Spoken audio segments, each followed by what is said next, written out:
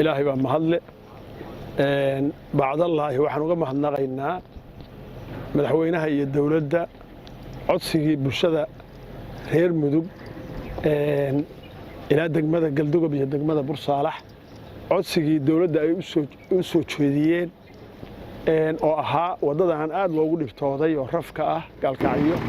إلى بورصالح إلى قلدوجة أنت سميسان ما هنا أنت سميسان يبير أنت ولا حيسه وآد لو قلت بهالتوضي عدسي ددوينه sida dawladdu uga soo jawaabtay madaxweynuhu uga soo jawaabay waa ka mahadnaqaynaa inta kadib waxaan leenahay shaqadii waa bilaabatay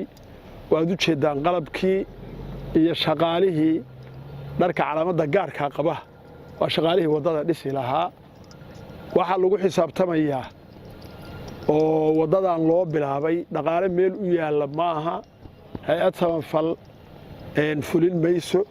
dawlad gaar ah oo haatan siinaysa ma jirto waxa weeye dadweynaha reer mudug oo saddexdan degmo iyo degmooyinka kaleba oo mudug leedahay dadka gobolka mudug oo dhammaan waxa weeye baa wadadan jeebkooda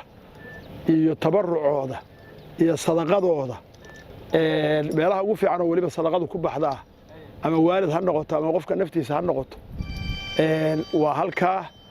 waxaan dadka dibad iyo daakhil iyo gudaha joogaba u jeedinaynaa inay ka qayb qaataan oo si mugle uga qayb qaataan wadada shaqada laga qaban doono insha Allah oo hadda bilaabatay isku tashi weeye nin walibana wuxuu hayaa laga rabaa ninkii aqli ku deeqahayo oo dadaal inta muujiyo dadka ku boorinaya wadada in la sameeyo qofkii jeebkiisa wax ka bixinaya xoolalayda ilaa iyo doollo ilaa iyo Itoobiya dadka degan wadada tan dadka maartay wax kula weeye wixii xoolo haya oo xoolo nool baa laga rabaa wixii lacag haya lacag baa laga rabaa wixii maartay xoog haya xoog baa laga rabaa waxaan mahadcelintaydii ka tagay governortorihii baa taagan oo isaguna dadaal badan hawshan hadda ka qaatay waxa kale oo taagan isimadii hawsha tan madaxweynaha ugu tagay dadweynaha laftigiisa oo maaragtay isimada daba taagnaa oo lahaa nooga hela dawladda qalabka waxa taagan ragii qalabka hawsha ku shaqayn lahaa iyaga laftigooda xoogoodana ilaahay u barakeeyo waxaan ka sugaynaa iyagana inay shaqo fiican qabtaan marka ugu horeysa waxaan u mahadnaqaynaa dhammaan marka ugu horeysa dawladda Puntland oo macnaha waxa weeye codsigii laga codsaday madaxweynaha inuu wadada wax ka qabto oo u soo diro qalabka aqbalkii uu aqbalay oo waashaas u soo diray aad baan macnaha waxa weeye uga mahadcelinaynaa kuna amaanaynaa insha Allah arrinta geesinimada uu gobolka u bilaabay marka labaad gudoomiyaha gobolka iyo madaxweynaha hadda xilka sii jooga madaxweyne ku xigeenka labaduba macnaha waxa weeye isku taxaluskii iyo codsigayagii ayaguna ay aqbaleen ayagana waa ku mahadsan yihiin aad baan ugu soo dhaweynaynaa siday noo xushmeeyeen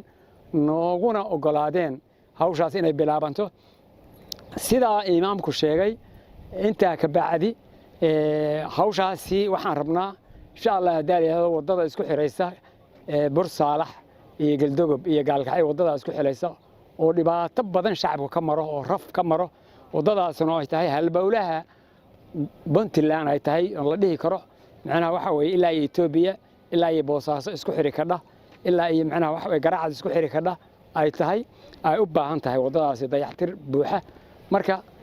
ka gobolka ahaan gobolka Mudug sidii imaamku sheegay dhammaan in loo istaago oo macnaha waxa weeye qof kii lacag bixinayay qofkii neef bixinayay iyo qofkii macnaha waxa weeye kaga qayb galay xoogiisaba inuu macnaha waxa uu istaago dawladuna ay ogaato wixii ay ku taaban karo tala iyo tacaba ay garab istaagto si loogu guuleysto dalku kaabayaasha dhaqaalaha kaba maarmo waxay ka mid tahay meesha kaabayaasha dhaqaalaha ka mid tahay dekadaha ay la mid tahay macnaha waxa weeye insha Allah hadii marka waxaan leenahay waa u mahadcelinaynaa mar labaad madaxweynahayaasha insha Allah hadii iyo gudoomiyaha gobolka labadaba marka waxaan leenahay hawshaasi waa bilaabatay ha loo wada istaago insha Allah hadii la yiraahdo sidaan aan wadno oo billahi tawfiiq waxaan ku darahayaa dadka reer Puntland ama Soomaaliyeed oo halkan fiirsanaya hawsha waxaa la rabaa si rasmi ah u bilaabatay cid walba inay ka soo qayb gasho talo iyo maal iyo naf iyo muruq inay uga soo qayb gasho yaa la rabaa qolada shaqaalaha iyo shirkadda neeshana waxaa laga rabaa haddii halumaalin bay ceel joogtaa iyo dadkiinii weeye waa gurigiinni waxaad u qabsanaysaan waa naftiinnii waxaa la rabaa si taxadar inaad wax u qabataan dawladdana waxaanu ka sii codsanaynaa kaalintii ku aadanayd way qabatay laakiin weli hawshii meeshii bay u taallaa inay wax ka soo gasho contributionka ilaa hawshaasu dhammaatana ay ka qayb qaadato waddanka iyadaa dawladu ah qalab baan keennay keliya kuma filla dhaqaalaa looga baahan yahay talaa looga baahan yahay boorin baa looga baahan yahay dawladdana caqligeeda iyo tabarteeda laga maarmay marna inayn ka dhex bixin baa la rabaa innaguna xoolihii waa haynaa waxaa la rabaa inaynu isku tashano miyigii xoolo in laga keeno magaaladii dhaqaalihii in laga keeno dibad iyo daakhil in laysu qaybsado wax yar weeye waynuna ku filannahay aynu isku tashanno wixii la bilaabo oo khayraadu way iska dhammaadaan dadka muslimiinta ilaahay waa u fududeeyaa iyana ka caajisin jeeraynu yoolka aynu leenahay aynu gaarno bismillahi raxmaani raxiim mahadcelinta loo mahadceliyey madaxweynaha iyo madaxweyne ku-xigeenka iyo hay-adda niisha waxaan la qabaa intii hore waxaan sidoo kale u mahadcelinaynaa asaasayaashii fikradda oo dabcan haddaan fikir ku iman xooggu ma yimaadeen fikirkaana xoogga ka qiimo badan oo uu hormuudka u yahay xuseen aadan seed sabantar cadde aad iyo aad baan ugu mahadcelinaynaa mar walbana waa u mahadcelinaynaa dadku iyo dalkuna way xasuusan doonaan fikirkaas saliimku aad la timaadeen in waddada tani ay maantay ay bilowdo shaqadii dadweynaha reer Puntland mashaariicda horumarintu waa ka dhaxaysaa baaqaygu aniga mudug kuma socdo wadooyinka la qabtay iyo wixii Puntland ka dhacay iyo disasterkii iyo tsunamidii iyo meel kasta bulshada reer Puntland uma kala haraan wadadaana waxay ka mid tahay wadooyinka Puntland ku soo kordhinaya horumarka iyo dhaqaalaha oo waa wada halbowlaha isku xiraysa gaalkacyo iyo xuduudda Itoobiya ama ha ka gaarto dhinacan iyo Tuurdibi ama ha gaarto dhinacan iyo Fooyo Cadde dhinaca rabta ha noqotee xuduud